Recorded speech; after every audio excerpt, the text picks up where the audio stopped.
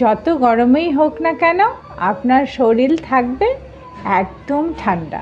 গরম থেকে বাঁচার একমাত্র উপায়ই হলো কাঞ্জি বা দই পান্তা। সামনে বৈশাখকে রেখে আপনাদের জন্য আমি নিয়ে আসছি আজকের এই নতুন একটি রেসিপি, যেটি বাইরের দেশে কাঞ্জি নামে পরিচিত, কিন্তু আমাদের দেশে এটি দই পান্তা নামেই পরিচিত। তো আমরা সাধারণত বাঙালিরা দেখা যায় যে বৈশাখের দিন দই পান্তা কেন, পান্তা সবাই খেয়ে থাকে। তো এবার সাধারণ পান্তা না খেয়ে যদি দই পান্তা খেয়ে দেখি তাহলে কেমন হয় বলুন তো। তো দই পান্তার রেসিপিটি বন্ধুরা আপনাদের সঙ্গে আমি শেয়ার করছি।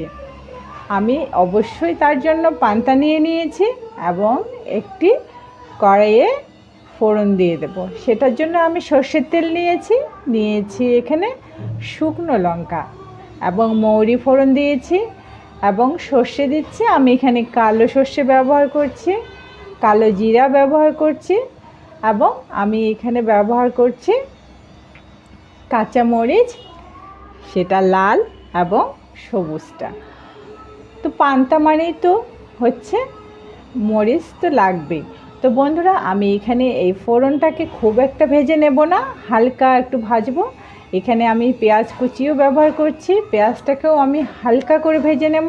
আমি চুলার জালটা একেবারে লোয়ে রাখবো, খুব বেশিতে করব না, কারণ এটা পুড়ে যেতে পারে বা লালচে হয়ে যেতে পারে। আমি তেমন একটা লাল এখানে করব না, হালকা করে ভেজে নেব। আমি টুকরো করা কিছু কাঁচা পাকা টমেটো এখানে দিয়ে দিলাম স্বাদ মতো লবণ এবং এটাকে নেড়ে চেড়ে আমরা এটা তুলে নেব।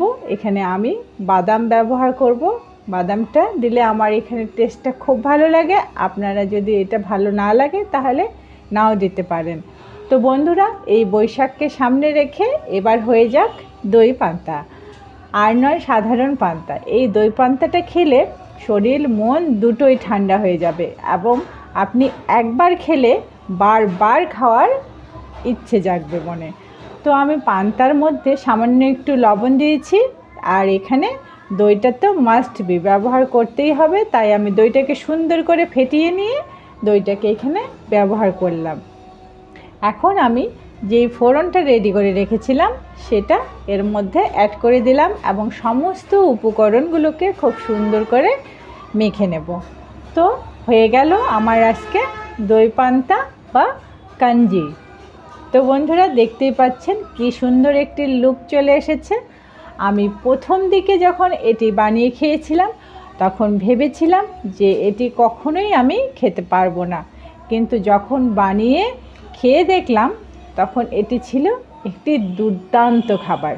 তো বন্ধুরা আমি যখন এই দুর্দান্ত খাবারটির সন্ধান পেয়ে গিয়েছি তাই বন্ধুদের সঙ্গে শেয়ার না করে পারলাম না। আমি এখানে এক টুকরো মাছ ভাজা এবং একটু আলু সেদ্ধ ব্যবহার করেছি। এই দুটো খেতে আমার খুব ভালো লাগে। উপরে চিলি ফ্লেক্স ব্যবহার করে আমি এই রেসিপিটি সম্পূর্ণ করছি।